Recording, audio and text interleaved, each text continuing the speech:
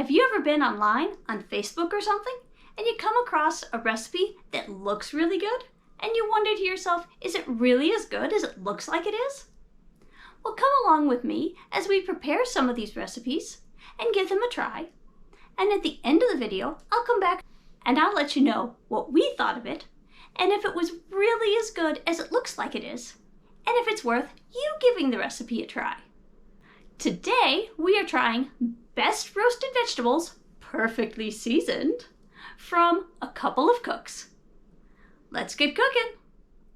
All right, for this recipe, we need a medium head of cauliflower, chopped into florets. We need 1 crown of broccoli, also cut into florets. We need 2 medium sweet potatoes. We need a total of 2 peppers. This is a mixture of yellow, orange, and green, but it is equivalent to 2 whole peppers.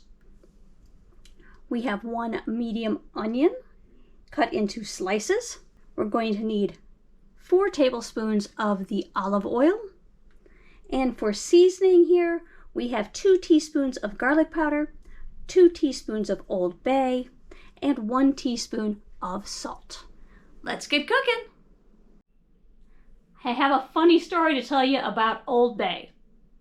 For those of you who have never heard of it before, it is a seasoning many times used on seafood. So in your grocery store, they probably do have it, but it's not with the rest of the seasoning. It is over in the seafood section. For those of you from the East Coast, you're probably thinking, what is she talking about? Everybody knows what Old Bay is, especially if you're from the Maryland area. But that is not true. Many people, especially in the Midwest, don't know Old Bay, never heard of it before. My husband's from Maryland, I'm from the Midwest. When we first met each other, he's like, and where's your Old Bay? I'm like, my what? Are you talking about a bridge or a body of water somewhere? He was cooking something. Why is he asking about a body of water? So he had to go hunting in the grocery store to find where the Old Bay was. Whereas, like I said, out in Maryland, you can get Old Bay flavored popcorn and potato chips and probably even ice cream. I don't know. They have Old Bay everything out there.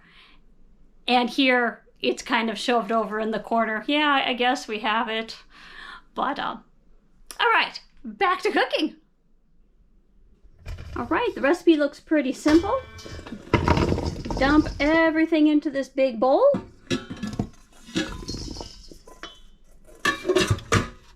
Guess I can use both hands here and make this a little faster. Wow, my big bowl might not be big enough for all these vegetables.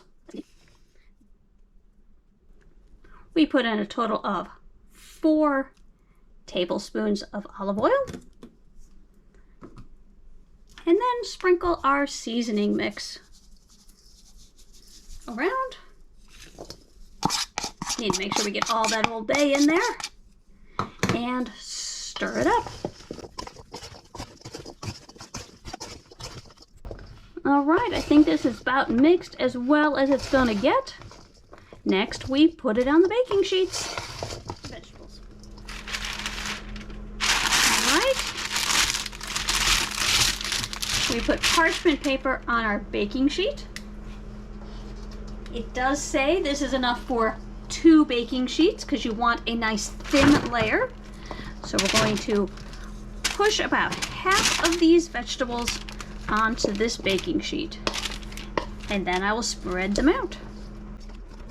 That looks like about half.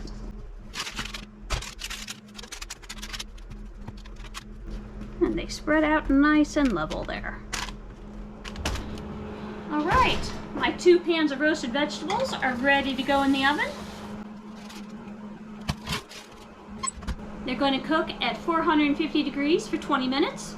After 20 minutes, I take them out of the oven and I switch which is on the top and which is on the bottom, and I put them in for 10 more minutes. It says very clearly on the recipe, do not stir them, do not mix them, just switch which pan is on which shelf.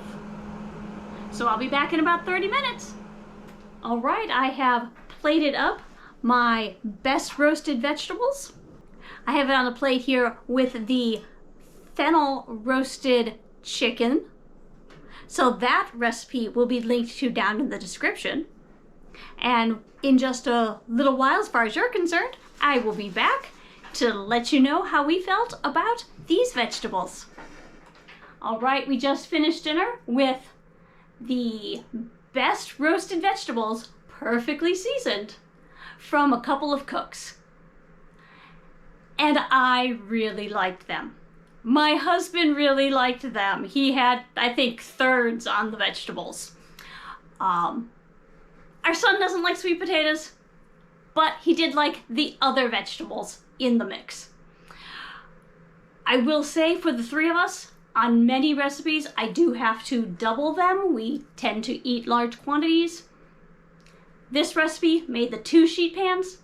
We only ate 1 sheet pan's worth. So we did not need that full, large recipe that it called for. So next time I make this, and there will be a next time, I will probably have the recipe and make a single sheet pan's worth.